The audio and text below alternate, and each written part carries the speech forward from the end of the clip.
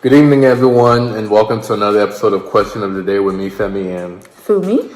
So, we are continuing our discussions on the feasts of the Bible, especially it's specifically the Jewish feasts, aka the Jewish holidays that are in the Bible. So today we're going to talk about two feasts, which are the Feast of Trumpets and the Feast of Atonement, also known as the Day of Atonement Feast. So to kind of phrase it as a question, let me ask, what is Yom Kippur and what is Rosh Hashanah? That is the question of the day. So have you ever heard of that for me? I mean, let's just be general about it. I've heard of Yom Kippur. Okay. Rosh Hashanah, I have not. Yom Kippur, I thought was Yom Kippur was Day of Atonement. That's what it is? That's what I thought. Okay. What do you remember about it? Like, what else as far as like, because I'm assuming this is coming from obviously we're not Jews. Right. So what is your understanding of it? My understanding is where they go and give their offering for basically like repenting for their sins, like atonement for their sins. Okay. So in the general sense. All right. Right. Okay. So that's pretty good educated guess, I would say, as far as to what it is.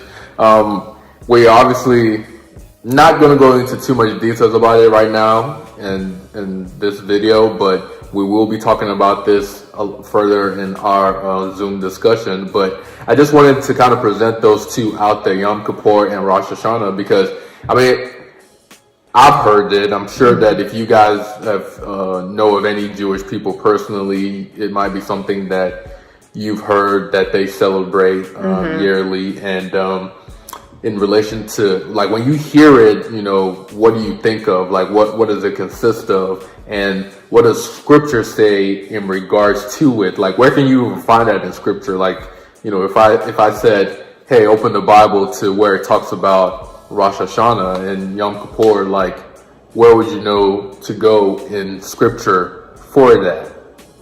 That's actually a question that I'm asking you guys. Where can I find that in Scripture? Like, I know that the Jewish holiday is still being reverenced today, but where's the context? Like, where are they finding the source as to what they need to do for this holiday, this holy day?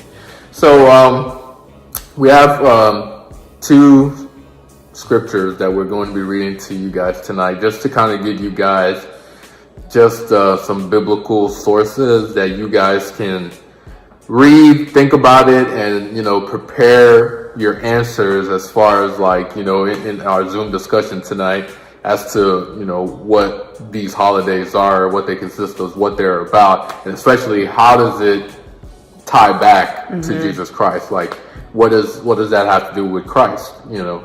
And so for me, it's going to be reading from the book of Leviticus, and I'll be reading from the book of Numbers. And so go ahead for me. Say what. Okay, so I'm going to start at Leviticus 23 verses 23, and I'm going to be reading to 32. So it says, "And the Lord spoke to Moses, saying, Speak to the people of Israel, saying, In the 7th month, on the 1st day of the month, you shall absorb a day of solemn rest, a memorial proclaimed with blasts of trumpets, a holy convocation. You shall not do any ordinary work, and you shall present a food offering to the Lord.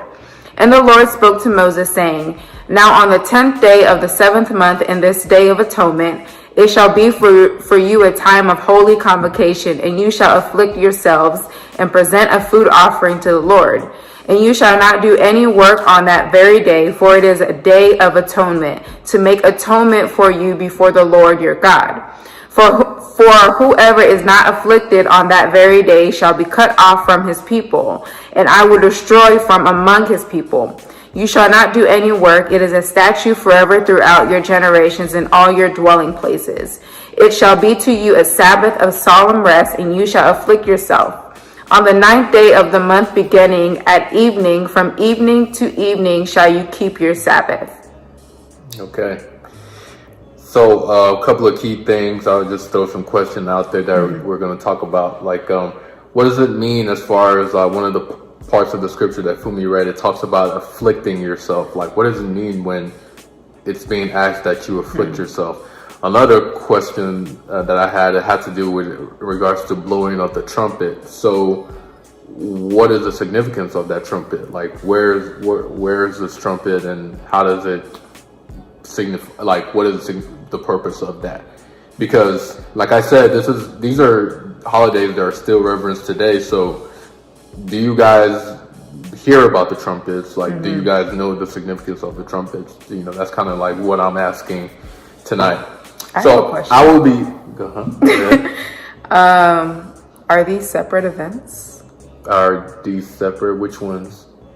The Feast of the Trumpets and Day of Atonement? Yeah. So another couple of questions right there. Are these two separate events, or is this basically like a long feast, like a commemoration of one day or time or whatever? So yeah, that's a good question for me. And because we're basically saying the kind of the same thing of what they should not do and what they should do. Yeah. So that's another thing that we will be discussing as far as like if this is the same. Like, I mean, we know the similarities, and you know, this is it basically talking about the same thing. And I'll read from Numbers 29. I'm going to read from verse 1 to verse 11, and it reads, "And on the 7th month, on the 1st day of the month, you shall have a holy convocation. You shall do no customary work. For you it is a day of blowing the trumpets.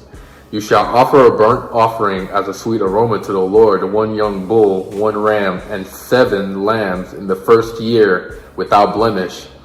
Their grain offering shall be fine flour mixed with oil, 3/10 of an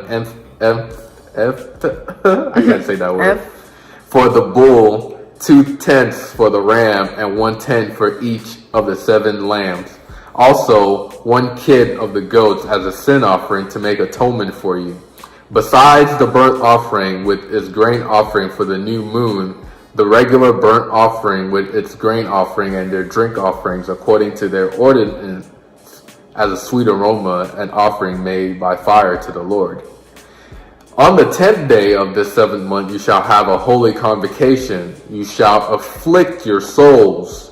You shall not do any work. You shall present a burnt offering to the Lord as a sweet aroma, 1 young bull, 1 ram, and 7 lambs in the 1st year.